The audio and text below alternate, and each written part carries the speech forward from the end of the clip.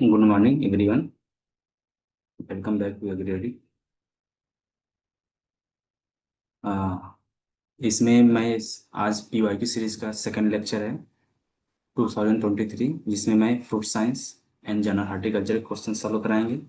बाकी other questions like vegetable science, floricultures and medicinal plantation, ये अलग अलग मेंटर्स के द्वारा सॉल्व किया जाएगा।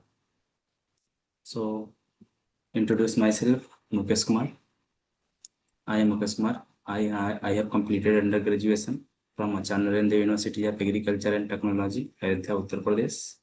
I have secured All India 38 rank in GRF exam 2023. Currently pursuing MSc from IRI Lucknow, Department of Fruit Science.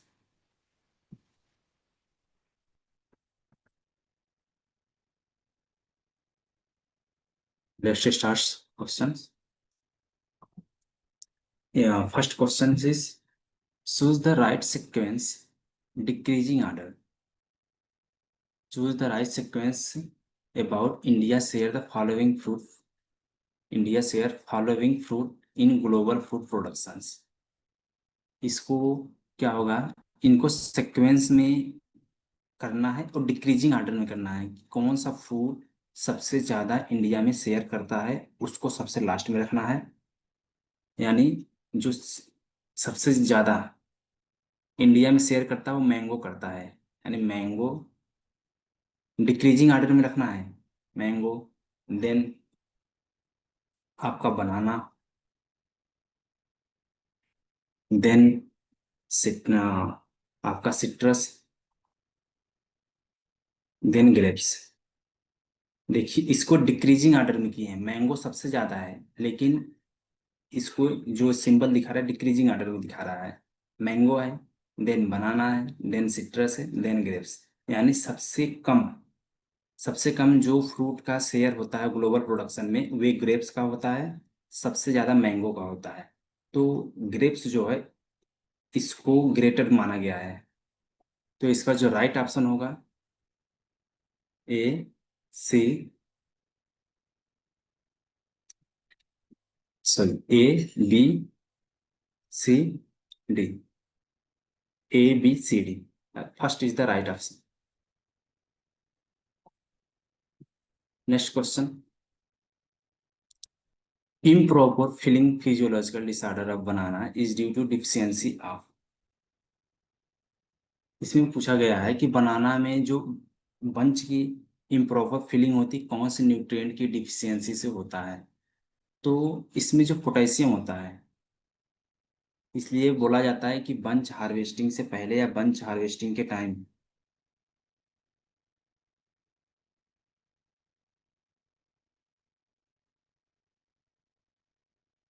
During bunch harvesting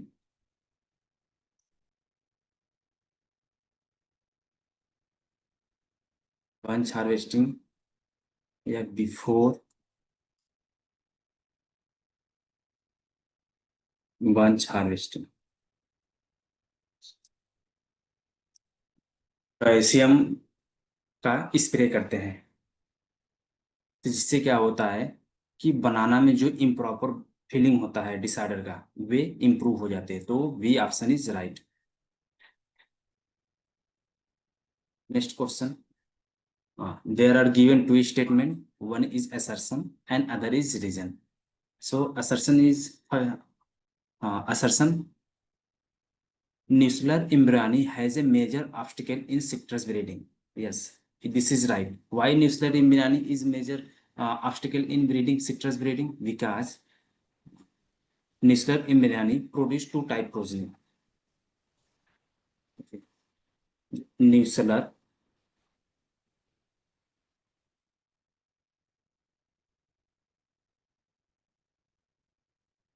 nuclear embryony type progeny, two type की जो होता है प्रोजनी प्रोड्यूस करता है। एक जो होता है एक सेक्सुअल होता है and second one is asexual progeny.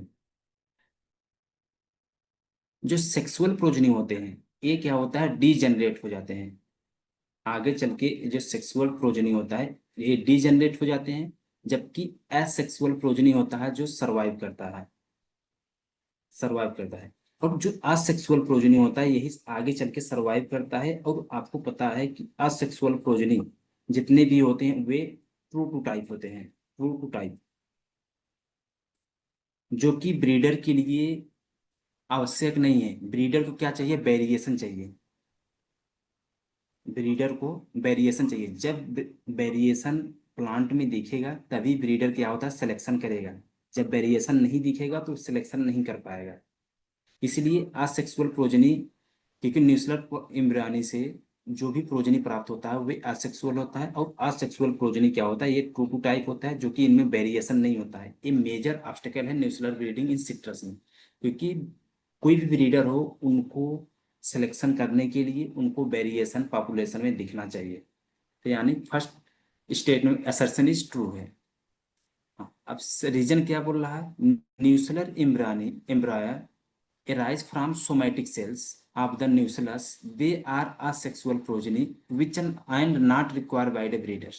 मैंने अभी बताया ना कि न्यूक्लियर प्रोजनी, न्यूक्लियर एम्ब्रियोनी में क्या होता है कि जो भी प्रोजनी बनता है वे इसमें दो टाइप के बनते हैं। एक सेक्सुअल बनता है, एसेक्सुअल। एस सेक्सुअल जो होता है क्या वो डीजनरेट हो जाता है, ओनली असेक्सुअली सर्वाइव करता है, जो कि ट्रू टू टाइप होता है। तो ट्रू टू टाइप होने के कारण इनमें वेरिएशन दिखने को नहीं मिलता है।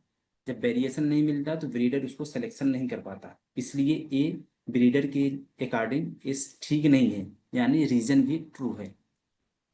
तो इसका जो राइट ऑप्शन होगा both A and R is correct, and R is correct explanation of A. Right answer is A. Next question, polyembryony is controlled by. तो इन मैंने मैंगो के टाइम बताया था कि मैंगो में जो पॉलीइम्ब्रियोनी यहाँ पे मेंशन नहीं किया गया खराब, जो मैंगो में पॉलीइम्ब्रियोनी होता है वे सिंगल डोमिनेंट जीन के द्वारा कंट्रोल होता है। So right option is A. Next question, which mango cultivar import prominent big character in the progeny. इनमें से बोला गया है कि इन मैंगो कल्टीवर में से कौन सा वेराइटी है जो कि बिग, ये जो बिग बिग करेक्टर, आपको मैंगो में पता होगा कि ये जो मैंगो में है, ये जो मैंगो में है ये बिग है, इसी को बोलते हैं बिग। कौन से मैंगो की वैरायटी में जो वीक कैरेक्टर होता है एक प्रोमिनेंट होता है, मतलब डोमिनेंट होता है, और इनके बीच यदि क्रॉस किया जाएगा किसी वैरायटी का तो उनमें ही ये वीक कैरेक्टर देखने को मिलेगा। तो जो तोतापुरी है, तोतापुरी ये जो होता है इसमें प्रोमिनेंट वीक पाया जाता है। तोतापुरी में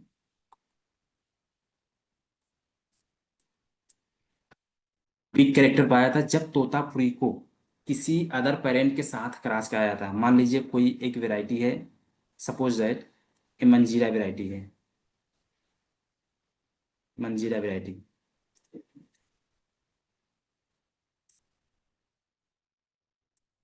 सपोज कर लीजिए ए मंजीरा वैरायटी है। जब इनका क्रॉस तोतापुरी के साथ करा दिया जाता है, जबकि मंजीरा वैरायटी में प्रोमिनेंट बिग करेक्टर नहीं है एंड तोतापुरी में प्रोमिनेंट बिग करेक्टर है। जब इन दोनों का क्रॉस किया जाता है जो F1 बनता है, मान लीजिए जो भी F1 बनता है उनमें भी बिग करेक्टर देखा जाता है। बिग करेक्टर क्यों? क्योंकि जो ये तोतापुरी का बिग करेक्टर है ये प्रोमिनेंट है, मतलब ये डोमिनेंट जीन द्वारा गवर्न होता है। इसलिए इसका जो राइट ऑप्शन है बी है। तोतापुरी में जो वीक करेक्टर होता है वो प्रोमिनेंट होता है। Next question, in guava red spot on the newly emerge lips. याद रखना, newly emerge lips dry and brittle lips indicate the deficiency of. जो न्यूली इमर्ज लिप होता है गुआवा कल्टीवर्स में वे ड्राई हो जाते हैं एंड ब्रिटल हो जाते हैं। ये किसकी डिफिशियंसीज होता है? तो बोरान की डिफिशियंसीज होता है। So the right option is first. And आपको यदि ब्रॉन्जिंग, ब्रांचिंग इन गुआवा, ब्रांचिंग इन गुआवा यदि पूछेगा तो किस न्यूट्रिएंट की डिफिशियंसी होता है? तो वे डिफिशियंसी होता है NPK एंड जिंक। एक कम्प्लेक्स डिफिशियंसी होता है, याद रखना। ओनली जिंक डिफिशियंसी से ब्रॉन्जिंग नहीं होता है गुआवा में। जो गुआओं में ब्रॉन्जिंग होता है वे कम्प्लेक्स न्यूट्रिएंट डिफिशियंसी के कारण होता है, जिनमें आपको नाइट्रोजन की भी डिफिशियंसी होते हैं, phosphorus, potassium and along with zinc. Next question. हाँ, matching. Matching, one side is given physiological disorder and other side is given fruit crops. So match the physiological disorder respective fruit crops. So translucent flesh is the physiological disorder of pineapple.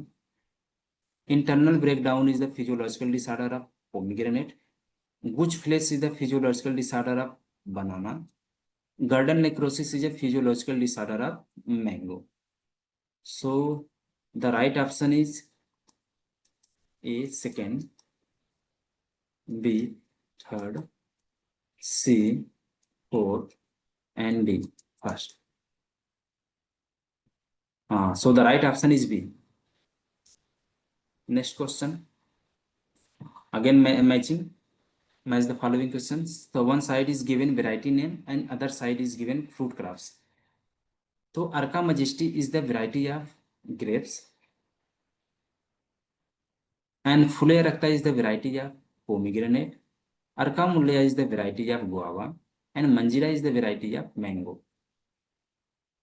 So the right option is A, 4, B, third, C,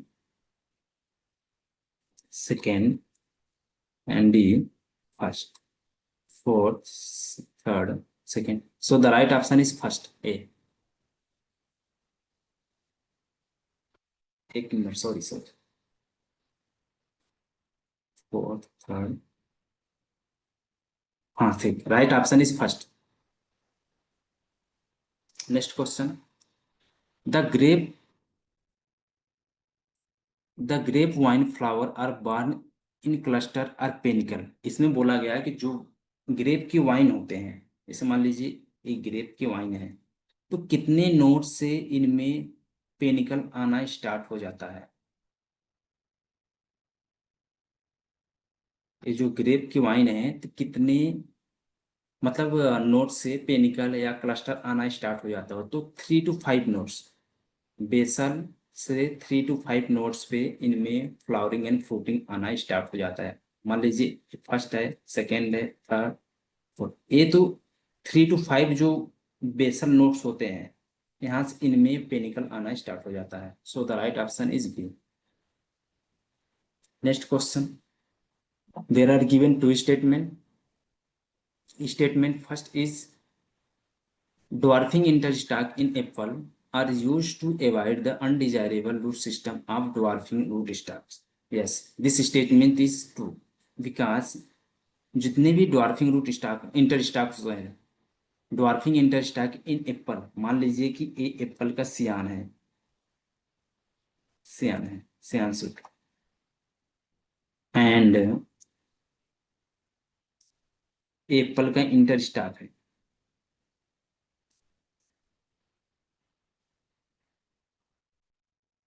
and और ये Apple का root stock है।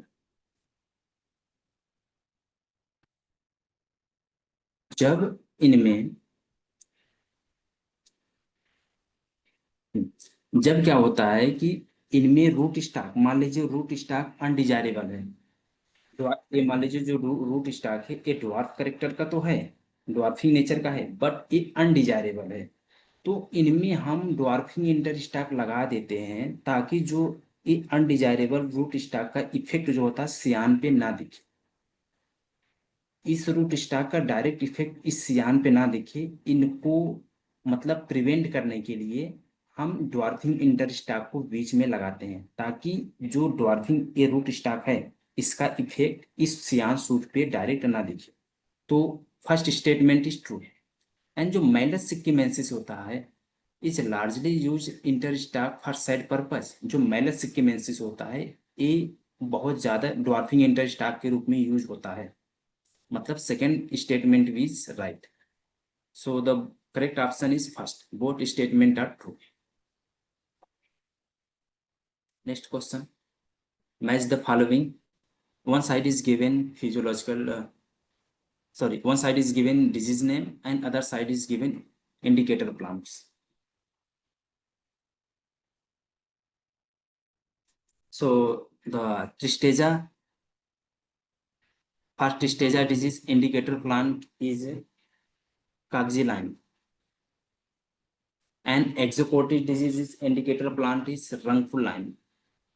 Psoriasis disease indicator plant is pineapple, sweet orange variety pineapple, and greening disease for indicator plant is sweet orange variety Valencia. So the right option is first, second, third. First option is right. Next question. Banana are placed in order. बनाना को किस order में place किया गया है? First रेमनेल्स, जिंजिबरेल्स, मिडटेल्स, रोजेल्स। रेमनेल्स में आपको बेर को रखा गया है, जिंजिबरेल्स में बनाना ऑर्डर है, मिडटेल्स गुआवा के हैं, एंड रोजेल्स जितने रोजेसी फैमिली, आल रोजेसी फैमिली, आल रोजेसी जैसे लाइक एप्पल, पियर, ये आल जो होता है रोजेल्स ऑर्डर में बिलोंग करता है. So the right option is B. Next question. Which apple cultivator is a Next question is, which apple cultivar is a good pollinizer for all the delicious groups? तो golden delicious is the right option. Golden delicious is used for pollinizer for all delicious group. तो right option is golden delicious. Next question is, sequence the mango varieties according to their parentage. These are the mango variety cross in mango and write the sequence of respective varieties. Like Amrpali into sensation. Amrpali into sensation is a cross of Pusa Shrestha variety. Pusa Shrestha variety. And Dasari into sensation is Pusa Lalima. Amrpali into Vanraj, Arunika. Arunika variety.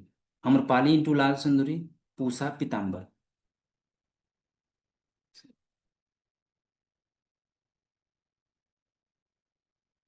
Pusa Pitambar. So the right option is Pusa Shrestha, Pusa Lalima, Pusa Arunika, Pusa Arunika, and Pusa Pitambar. Right option is B. Next question. Again match the following question. One side is given pear species and other side is given with their respective characteristics features of pear species. So Pyrus betulifolia is resistance to alkaline Pyrus betulifolia is tolerance to saline या alkaline soil. Sidonia oblonga is a dwarfing rootstock of pear. Pyrus colorina resistance to blight, and Pyrus pyrifolia susceptible to black end disease. So the right option is A, or B, or C, or D. So the right option is third. Next question. Again match the following question. One side is given mango variety and other side is given characteristics features of these mango varieties. The सुवर्ण रेखा is a good for, सुवर्ण रेखा जो होता है एक donor के रूप में काम करता है. जैसे सुवर्ण रेखा एक कलरफुल वैरायटी है. Suvarna Rekha is the colourful variety and it is mainly use for donor purpose for colour. तो Suvarna Rekha is a good donor for skin colour. Rumani good source for dwarfness. Baganpalli is a regular wearing. and Bombay green, importing tolerance to bacterial canker disease. So the right option is A, third, B, fourth, C, first, and D, second. Right, okay. Third, fourth. Right option is B. Next question. Given two statement. First statement is Arca myrtilla is a white pulp guava variety. जो Arca myrtilla is a white pulp guava variety. Yes, true. And it is a seedling selection from Allahabad Safeda. Yes, this is also true. So right option is both statement first and statement second are true. First statement is right. मतलब first option is right. कि Arca myrtilla is a white pulp guava variety and it is a seedling selection from Allahabad Safeda. Next question.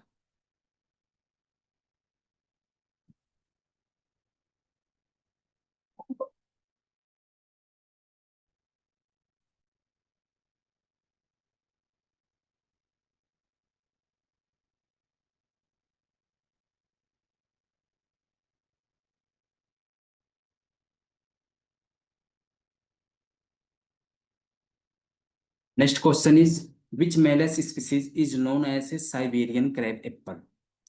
So Malus baccata is known as Siberian crab apple. It is also used for seedling purpose. Yeah, seedling root stock. Oblique seedling root stock.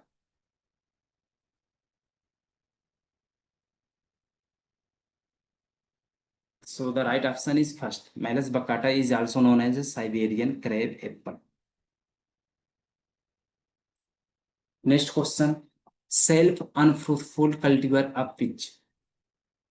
These are the four varieties of peach in which self-unfruitful cultivar of peach.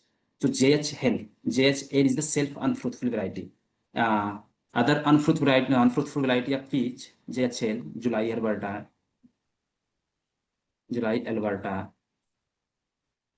and Halberta. These are the also self-unfruitful variety of peach. Besides JSL भी also self-unfruitful variety of peach and July Alberta is also self-unfruitful of peach variety.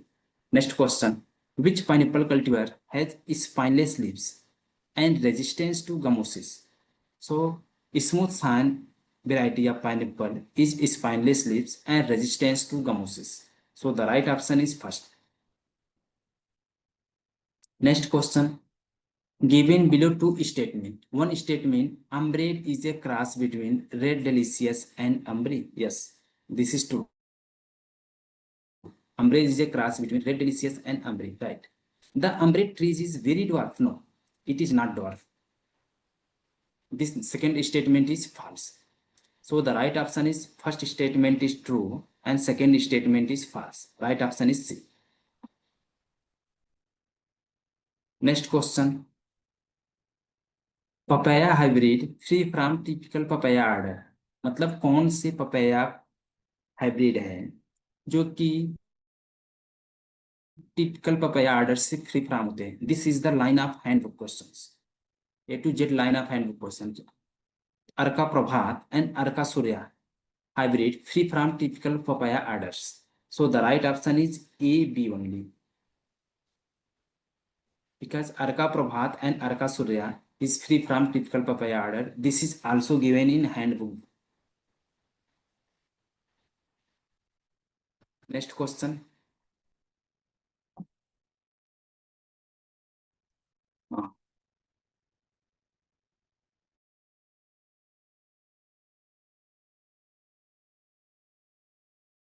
Next question is sequence the cross combination of the following root stocks.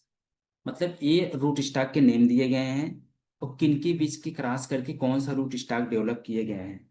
तो mailing 2 into northern Sai के बीच cross करके M 104 root stock develop किया गया है। Mailing first and northern Sai के बीच cross करके M106 root stock develop किया गया है। नार्दर्न साई मिल्टन 793 के बीच क्रॉस करके M111 रूट स्टॉक डेवलप किया गया है। And northern Sai into mailing 2 के बीच क्रॉस करके M25 रूट स्टॉक डेवलप किया गया है। So the right option is 14. C option is the right option. Next question. First hybridization work in citrus was carried out at.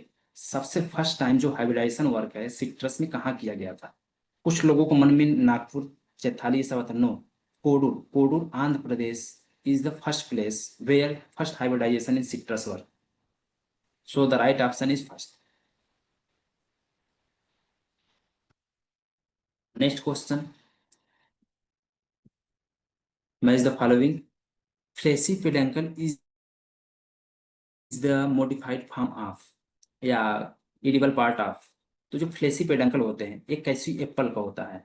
आपको पता होगा कैसी Apple में दो चीज होता है। मान लीजिए एक फ्लेसी पेडंकल हो गया और यहाँ पे कैसू लगा है, कैसू। तो जो कैसू एप्पल होता है ये तो कैसू नट हो गया, इसको बोलते हैं फ्लेसी पेडंकल। फ्लेसी पेडंकल क्योंकि कैसू नट तो इसी पेडंकल जो ये पेडंकल है ये मॉडिफाइड फॉर्म, सॉरी, ये जो पेडंकल है ये मतलब मॉडिफाइड होकर थोड़ा स्वेल हो गया है जिसको फ्लेसी पेडंकल बोलते हैं। और यही फ्लेसी पेडंकल ईडिबल पार्ट माना जाता है कैसू एप्पल का। So fleshy peduncle is modified form of cashew apple, sorry, cashew nut. And non-climatic fruit, pomegranate is a non-climatic fruit. Mango is a fruit type group. And syconium is the fruit type of fig. So the right option is first. Fleshy peduncle, cashew apple. Non-climatic fruit, pomegranate. Mango is a fruit type of group. Syconium is fig. Next question. Which Coimbatore series of papaya is selection from Washington? मैं आप लोगों को बता दूं कि जितने भी Coimbatore series हो, कोयम्बटूर सीरीज चाहे वो 1 हो, 2 हो, 3 हो, 4 हो, 5, 6, 7, 8, ये जितने भी कोयम्बटूर सीरीज या पपाया की वैरायटी हैं, तो इन सीरीज में से जो CO 1, 2, 5, 6 एंड 8 है, ये वैरायटी जो है इस सिलेक्शन के थ्रू निकाला गया है। CO first, CO second, CO fifth, CO six and CO 8, ये जो होता है इस सिलेक्शन के थ्रू निकाला गया है, याद रखना आप लोग। And CO 3, CO 4 and CO 7 ये जो है हाइब्रिड है। याद रखना आप लोग। जो कोयम्बटूर सीरीज में है पपाया की, जो कोयम्बटूर सीरीज की वैरायटी है वो CO 1 से लेके 8 तक वैरायटी है कोयम्बटूर सीरीज की, जिनमें से जो CO कोयम्बटूर 1, 2, 5, 6, 8 ये सिलेक्शन के थ्रू निकाला गया है। एंड CO 3, 4, 7, 8 ये हाइब्रिड है। अब इनको देख लीजिए कौन किसके सिलेक्शन से निकाला गया और कौन किसके क्रॉस से निकाला गया है। तो जो CO फर्स्ट है, CO first is a selection from Ranchi, selection from Ranchi variety, Ranchi variety. CO3 is a cross between CO2 into sunrise solo. CO5 is a selection from Washington.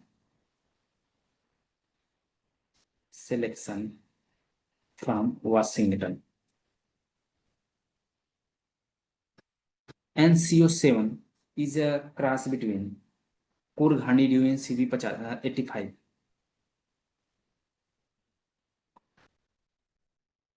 Honeydew into CP 85. And CO4 is a cross between CO first into Washington.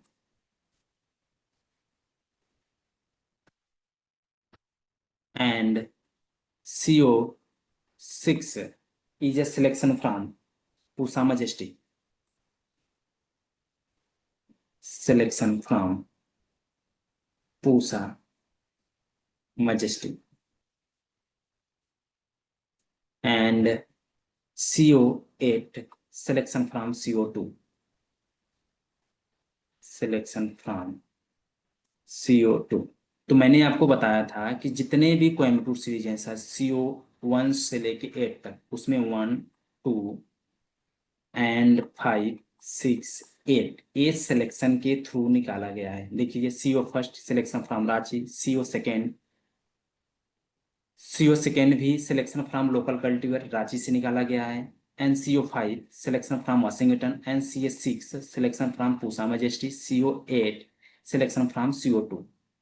ये सभी variety selection के through निकाला गया है. और मैंने बताया था CO3, 4, 7 ये हाइब्रिड है. देखिए CO3 CO2 into sunrise solo के बीच क्रॉस किया गया है. CO4 CO first into Washington के बीच क्रॉस किया गया है. And CO7 Coorg Honey due and CP85 के बीच क्रॉस किया गया है. So the right option is C. CO5 is a selection seedling selection from Washington. Next question. Sequence the fruit crop according to the place of their origin. तो कौन सा fruit crops है जो इनकी ओरिजिन के अकॉर्डिंग इनको sequence में करना है. तो Indo Burma is the origin of mango fruit. South East Asia is the origin of banana. Black Sea to Caspian Sea is the origin place of grapes. And Mesoamerica is the origin place of papaya या Mexico इसको बोल सकते हैं. तो the right option is mango, banana, grapes, papaya. Mango, banana, grapes. C option is right. Next question. Again match the following questions. One side is given grapes species and other side is given its common name. The Vitis vinifera is also known as wine grape. Vitis labrusca is also known as fox grapes. Vitis rupestris is also known as sand grapes. Vitis palmata also known as cat grapes.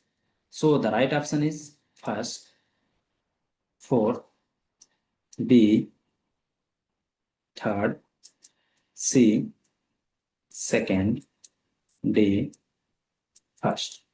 Fourth, third, second. Right option is C. Next question.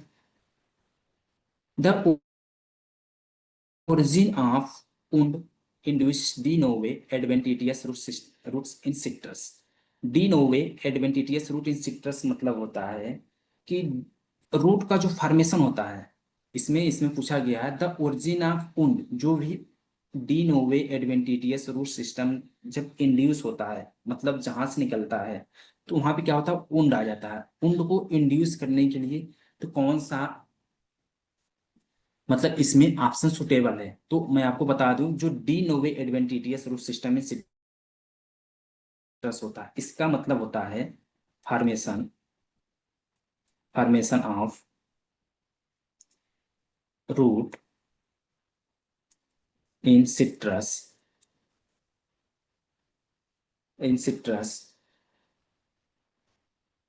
from non-root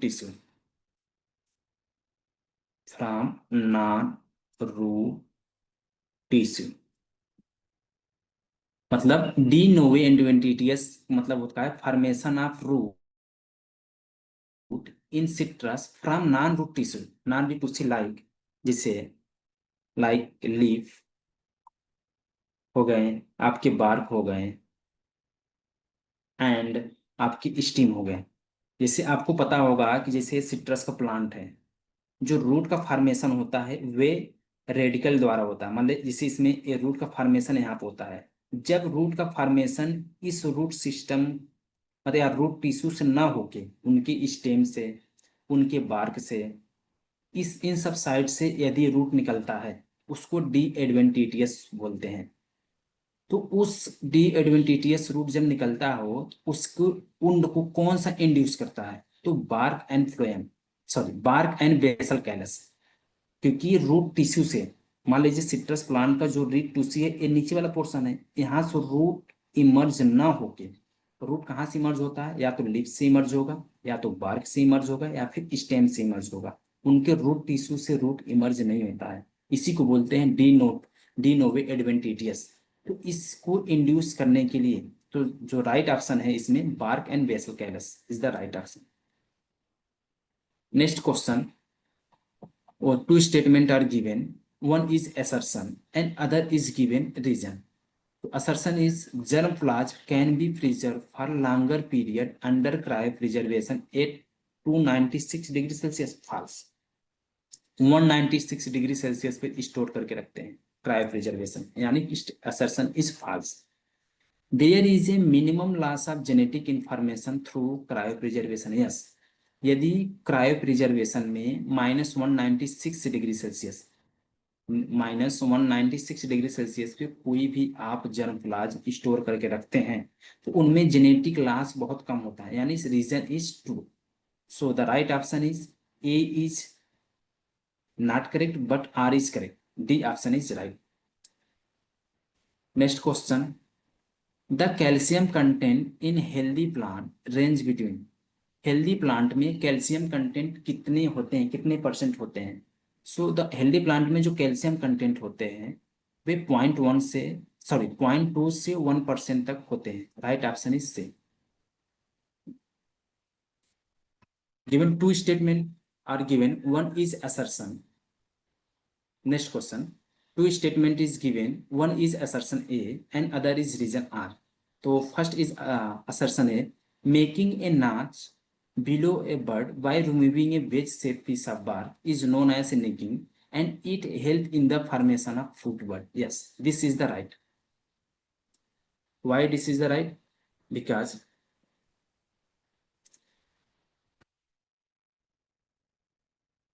ये plant है, ये bird है, ये bird है। अब जब हम ऊपर से, मान लीजिए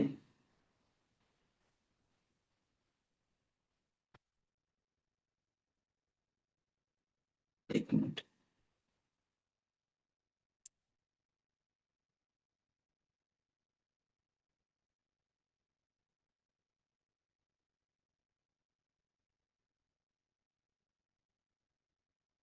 बर्ड है।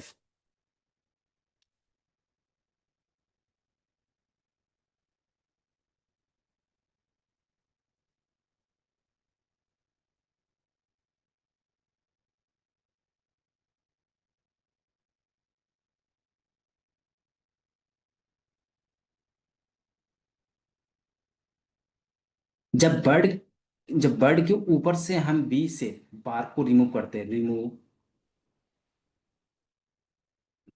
वेज से बार्क, वेज से बार्क, एक नीचे से रिमूव करते हैं वेज से बार्क को, दोनों का पर्पज अलग अलग है, याद रखना।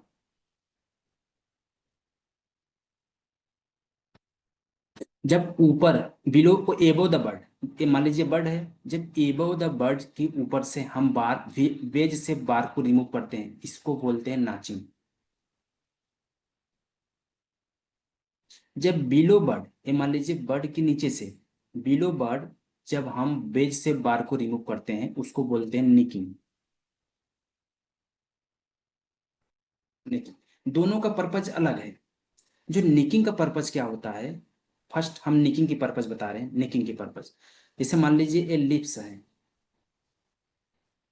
ये लिप्स है।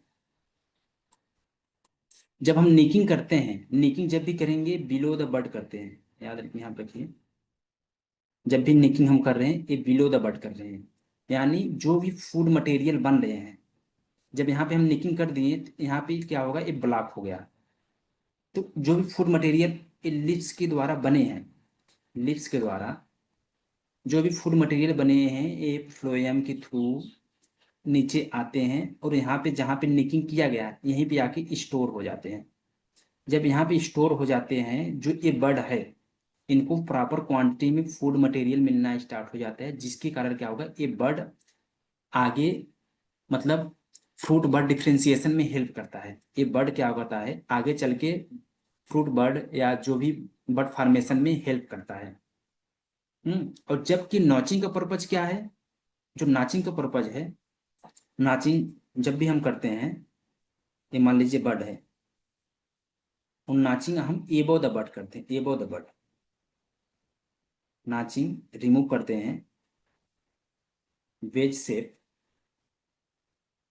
Veg shape bark above the bud, bud के ऊपर से वेज शेप बार को रिमूव करते हैं। और इसका जो पर्पज होता है ना, मान लीजिए कि इसमें एक प्लांट है, एक प्लांट है और इसमें आपको एपिकल डोमिनेंस है, एपिकल डोमिनेंस है, एपिकल डोमिनेंस है। एपिकल डोमिनेंस होने के कारण ये जो बर्ड होता है ये ग्रोथ नहीं कर पाता, ये जो नीचे का बर्ड होता है ये ग्रोथ नहीं कर पाता। जब हम नॉचिंग कर देते हैं ऊपर के साइड से, मान लीजिए यहाँ से हम नॉचिंग वी से बार को रिमूव कर दिए, तो जब वी से बार को रिमूव कर दिए जो एपिकल डोमिनेंस का इफेक्ट होता है इस बर्ड से पर नहीं होता है, क्योंकि जब ऊपर से हम बार को रिमूव कर देते हैं, जब एपिकल डोमिनेंस का जो इफेक्ट इस बर्ड पे दिखने को मिल रहा था वे फिर देखने को नहीं मिलता, जिससे क्या होता है ये बर्ड आसानी से ग्रो कर जाता है। इसलिए नॉचिंग और निकिंग का पर्पज अलग अलग है।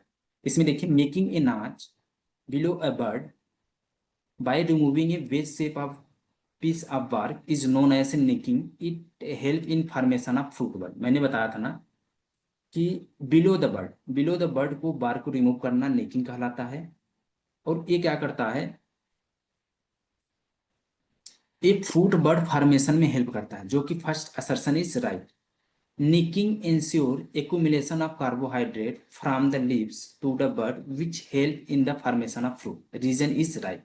मैंने आपको बताया ना कि जो भी लीव्स के थ्रू कार्बो फूड मटेरियल बन रहा है वे यहाँ पे आके स्टोर हो जाते हैं और यही फूड मटेरियल इस बर्ड को प्रॉपर क्वांटिटी में मिलता है, जिसके कारण क्या होता है फ्रूट बर्ड फॉर्मेशन में हेल्प करता है।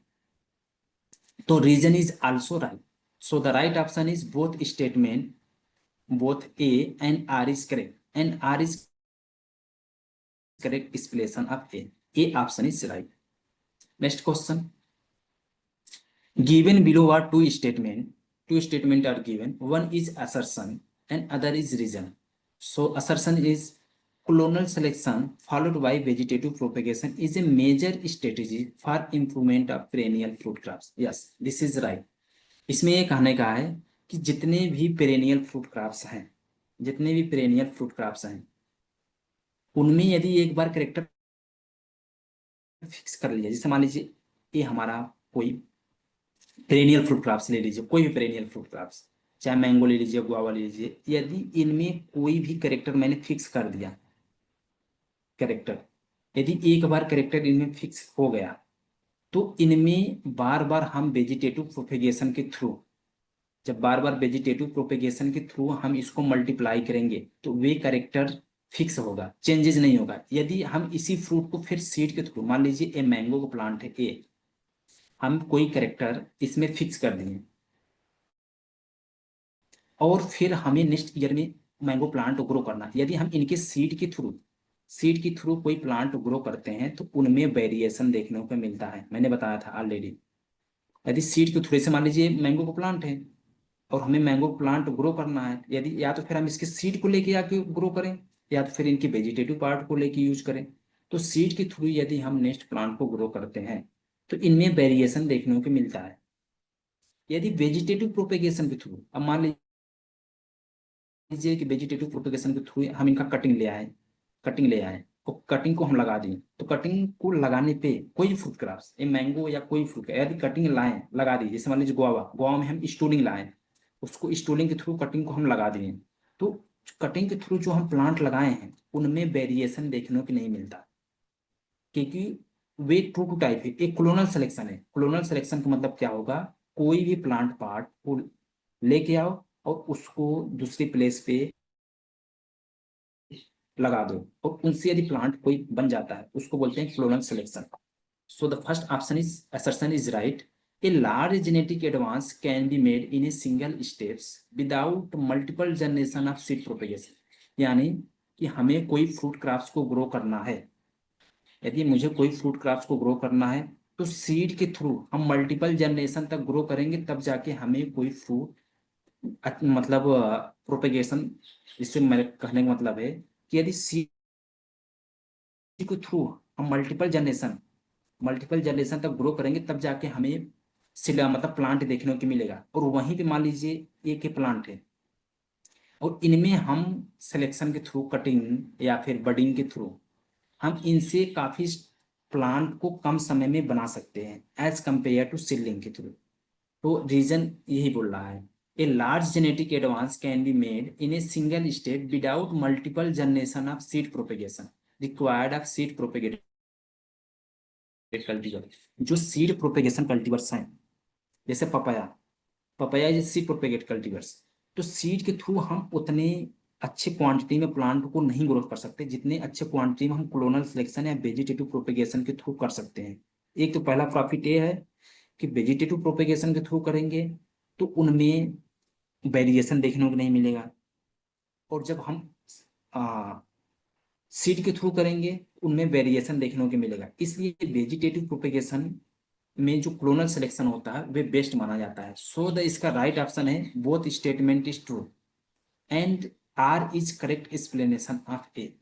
आर क्यों करेक्ट एक्सप्लेनेशन कर रहा है? क्योंकि वेजिटेटिव प्रोपेगेशन में क्लोनल सिलेक्शन के थ्रू हम कोई प्लांट, पेरेनियल प्लांट को ग्रो करते हैं तो उनके प्रोपेगेशन या बोल सकते हैं उनकी क्वालिटी में कोई चेंजेस नहीं आता है। Next question, two statement is given. Statement first, self pollination is leads to very rapid increase in homozygosity। जितने भी सेल्फ पॉलिनेशन होता है वे इंक्रीज करते हैं होमोजाइगोसिटी को, याद रखना, जितने भी सेल्फ पॉलिनेटेड क्रॉप्स है। And self pollination crop do not show, यहाँ पे शो है, do not show in breeding depression. Yes, जितने भी सेल्फ पॉलिनेटेड क्रॉप्स होते हैं वे इंक्रीज, जैसे मान लीजिए कोई सेल्फ पॉलिनेटेड क्रॉप्स है, ए भी सेल्फ पॉलिनेटेड क्रॉप्स है एंड इसका बी के साथ हो गया, ए भी सेल्फ पॉलिनेटेड क्रॉप्स है। जब इनके बीच आपस में सेल्फिंग कराते हैं, जब इन दोनों के बीच मान लीजिए एक कोई ए है, ए सेल्फ पॉलिनेटेड क्रॉप्स है, जब इनके बीच हम सेल्फिंग कराते हैं, जितने ज्यादा सेल्फिंग कराएंगे सेल्फ पॉलिनेटेड क्रॉप्स के बीच उतने ज्यादा इसमें होमोजाइगोसिटी इंक्रीज होता है, होमोजाइगोसिटी इंक्रीज होता है। एंड सेल्फ पॉलिनेटेड क्रॉप में इनब्रीडिंग डिप्रेशन शो नहीं होता है। इनब्रीडिंग डिप्रेशन में मतलब होता है loss of vigour. Inbreeding depression मतलब होता है loss of vigour and fertility, ये होता है इनब्रीडिंग डिप्रेशन का मतलब। एंड स्टेटमेंट सेकेंड मतलब स्टेटमेंट फर्स्ट राइट है, यदि सेल्फ पॉलिनेटेड क्रॉप्स को हम बार बार जितने ज्यादा सेल्फिंग करेंगे उतना ज्यादा इसमें होमोजाइगोसिटी इंक्रीज होगा। एंड सेल्फ पॉलिनेटेड क्रॉप में इनब्रीडिंग डिप्रेशन देखने को नहीं मिलता है।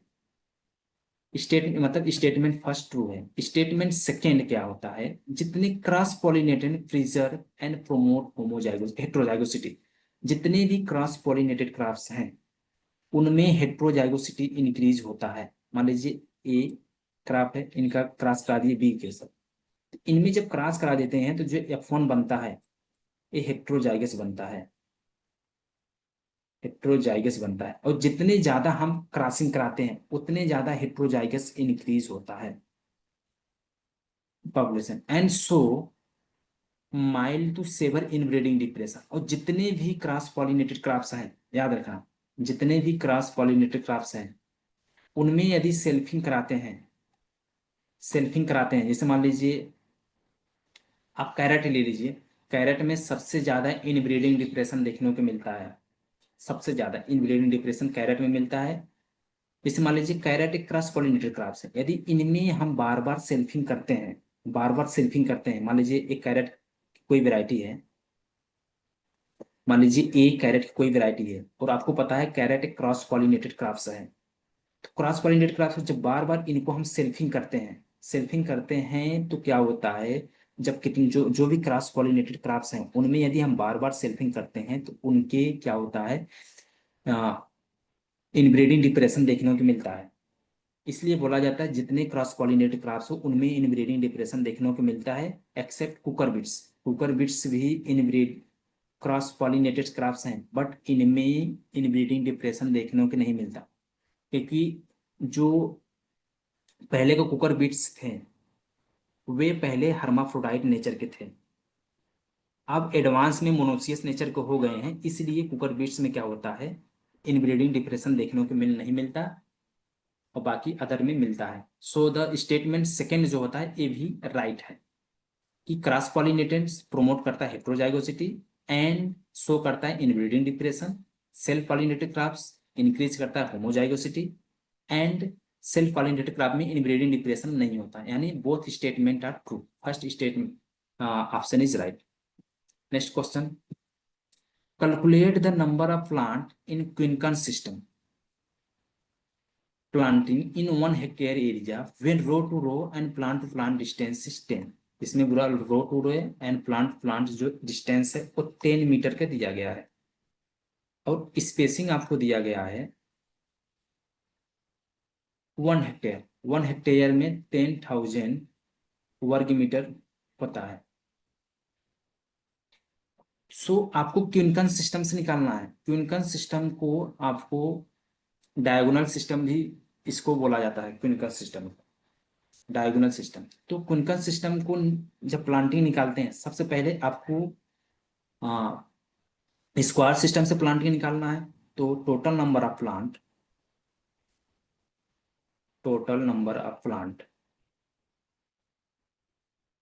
या फिर नंबर ऑफ प्लांट ऐसे निकालिए आप लोग। इसमें देखिए क्विंकन सिस्टम पूछा है, स्क्वायर सिस्टम नहीं पूछा, याद रखना। क्विंकन सिस्टम को डायगोनल सिस्टम के भी नेम से जानते हैं या फिर फिलर प्लांट के भी नेम से जानते हैं, क्योंकि क्विंकन सिस्टम में क्या होता है, ये मान लीजिए है ये same to same square system जैसा ही लगता है, बट क्या होता है एक additional plant are planted in the centre of the square, इसलिए इसको क्विंकन सिस्टम के भी नेम से जानते हैं। इसमें नंबर ऑफ प्लांट पहले, क्योंकि हमें जब भी प्लांट निकालना है तो पहले हम स्क्वायर सिस्टम के निकालेंगे ना, क्योंकि ये जो क्विंकन सिस्टम होता है ये स्क्वायर सिस्टम का ही एक फॉर्म है। बस one additional plant are planted in the centre of square, इसलिए सबसे पहले जब हमें प्लांट निकालना है सबसे पहले हमें स्क्वायर सिस्टम के थ्रू इनका नॉर्मल प्लांट निकालना पड़ेगा। तो स्क्वायर सिस्टम के थ्रू नॉर्मल प्लांट कैसे निकलते हैं, जैसे नंबर ऑफ प्लांट्स जो होता है, नंबर ऑफ प्लांट पहले स्क्वायर सिस्टम का निकालेंगे तो total area into spacing, sorry divide by spacing. Spacing कितना दिया है, row to row and plant to plant 10 दिया है। टोटल एरिया कितना है 10,000 वर्ग मीटर। स्पेसिंग कितना दिया है 10 इंटू 10, यानी टोटल नंबर ऑफ प्लांट ये 0 इन 0 से कट गया। इसमें जो प्लांट है स्क्वायर सिस्टम में 100 प्लांट है स्क्वायर सिस्टम। अब स्क्वायर सिस्टम निकल गया तो वन एडिशनल प्लांट, क्योंकि वन एडिशनल प्लांट इनमें प्लांटेड किया गया है तो उनको भी निकालना जरूरी है। तो स्क्वायर सिस्टम से 100 प्लांट हो गया तो वन एडिशनल प्लांट जो प्लांटेड किया गया है, जैसे मान लीजिए वन एडिशनल प्लांट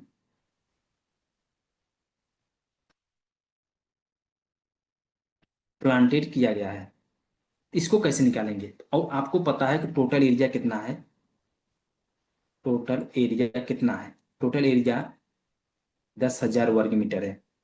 अब इस एरिया को हम ऐसे डिवाइड कर सकते हैं कि नहीं, मतलब इसको हम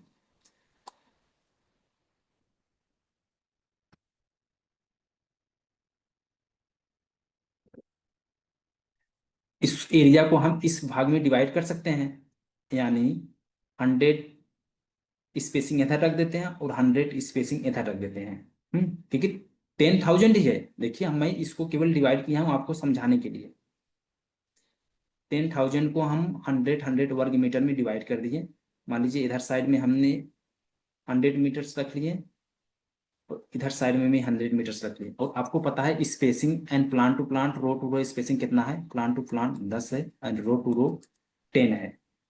तो आपको याद होना मतलब समझना चाहिए कि यदि इस साइड में मान लीजिए ए बी सी डी, ए से लेके बी साइड में हमें टोटल स्पेसिंग कितनी मतलब टोटल एरिया कितना है 100, और प्रत्येक प्लांट को हमें 10 मीटर की स्पेसिंग में लगाना है। प्रत्येक प्लांट को 10 मीटर की स्पेसिंग में लगाना है, तो कितने प्लांट आएंगे बताइए आप लोग, माइक ऑन करके बताइए। जैसे मान लीजिए मैंने इसको 10,000 को 100 में डिवाइड कर दिया, 100 metre A to B side में ले लिया और 100 metre A to C side में ले लिया। तो आपको पता है कि प्लांट टू प्लांट जो स्पेसिंग है वो 10 मीटर्स है, और हमें टोटल एरिया 100 मीटर्स यहाँ दिया गया है। तो 10, जब 10 मीटर की स्पेसिंग पे हम जब प्लांट करेंगे तो 10 ही प्लांट तो आएगा ना, ऐसे डिवाइड कर लीजिए, 10 ही प्लांट तो आएगा 100 मतलब 10 मीटर की स्पेसिंग में। सेम इसी प्रकार इधर साइड भी 10 ही प्लांट आएगा 10 मीटर की स्पेसिंग पे। सो द एडिशनल प्लांट कैसे निकालेंगे? एडिशनल प्लांट निकालने के जो एडिशनल प्लांट बीच में लगाए हैं इनको निकालने के लिए R-1 इंटू P-1। तो R कितना हो गया 10, क्योंकि यहाँ पे 10 आया है, 10-1 इंटू रो टू रो हो गया, और प्लांट टू प्लांट कितनी दूरी पे हो गया, ये भी 10 ही आएगा, इधर साइड भी 10 आएगा, इधर साइड भी 10 आएगा। तो 10-1, तो 9 इंटू 9 इज इक्वल 81। ये एडिशनल प्लांट टोटल 81 हो गया। और स्क्वायर सिस्टम में प्लांट कितना था 100 था, तो टोटल नंबर ऑफ प्लांट जो है 100 plus 81 is equal to 181। This is the right option. Right option is C. और आप लोग कंफ्यूज मत होना कि सर यहाँ पे आप ये सब क्यों बता रहे हैं, ये सब यहाँ तो प्लांट टू प्लांट 10 मीटर था, रो टू रो 10 मीटर था, हम डायरेक्ट यहाँ रख के निकाल सकते थे। लेकिन ये आप जैसे मान लीजिए प्लांट टू प्लांट स्पेसिंग 5 दे दिया, तो आपको इस मेथड से जब निकालेंगे तो राइट ऑप्शन आएगा। इसके मेथड से निकालेंगे कि नहीं सर हम ये आप क्यों बता रहे हैं, हम डायरेक्ट यहाँ पे 10 और पी के स्थान पे 10 रख के निकाल सकते हैं, लेकिन ये मेथड से आप निकालेंगे तो आपका आंसर हमेशा राइट आएगा। Next question is matching. इसमें आपको वन साइड में दिया है synthesis site and other side में आपको हार्मोन दिया गया है। तो जो यंग लिव्स एंड बर्ड में ऑक्सिन का सिंथेसिस साइट माना जाता है, जितने भी यंग लिव्स एंड बर्ड होता है वहाँ पे ऑक्सिन का सिंथेसिस साइट है। रूट्स में आपको GA3 का सिंथेसाइज है, यंग फ्रूट में cytokinin synthesis and old leaves में इथाइलिन है। So the right option is A fourth, B third, C first and D sorry C second, D first, fourth, third. Right option is B. ये सभी synthesise site हैं, क्योंकि auxin का जो synthesise site है वो यंग लिव्स एंड बर्ड है। Young fruit में साइटोकाइनिन का सिंथेसिस क्यों होता है? क्योंकि फ्रूट ये छोटा है, जब इनमें साइटोकाइनिन की क्वांटिटी ज़्यादा रहेगा तभी तो ये फ्रूट सेल डिवीजन करके लार्ज साइज का फ्रूट बनाएगा। इसलिए जितने भी यंग फ्रूट हैं उनमें साइटोकाइनिन का सिंथेसिस होता है, और साइटोकाइनिन क्या होता है सेल डिवीजन के थ्रू फ्रूट को लार्ज साइज में बनाता है। और जितने भी ABA एंड इथाइलिन है इनका सिंथेसिस साइट हमेशा ओल्ड लिप्स में माना जाता है, क्योंकि कोई भी यदि स्टाइलिन का फॉर्मेशन ज़्यादा हो जाता है या ABA ज़्यादा हो जाता है तो वे लिप्स क्या होता है ड्रॉप आउट हो जाते हैं। Next question again match the following. One side is given types of propagation and other side is given synonyms of this propagation name. तो marcottage is also known as air layering, Stooling is also known as mound layering. Serpentine is also known as compound layering, and enarching is also known as attached grafting. जो stooling होता है, stooling को mount layering क्यों बोलते हैं? क्योंकि मान लीजिए ये जो हम स्टूल करते हैं, मान लीजिए ये ब्रांच है, गुआवा के। तो जब स्टूलिंग करते हैं तो हम मिट्टी के क्या करते हैं, इस पे माउंड बना देते हैं इस टाइप से, इसलिए इसको माउंड लेयरिंग बोलते हैं। सर्पेंटाइन में क्या होता है, जैसे मान लीजिए एक फील्ड है, सर्पेंटाइन में आपको इस टाइप से वाइन देखने को मिलेगा। ये देखिए सर्पेंटाइन एक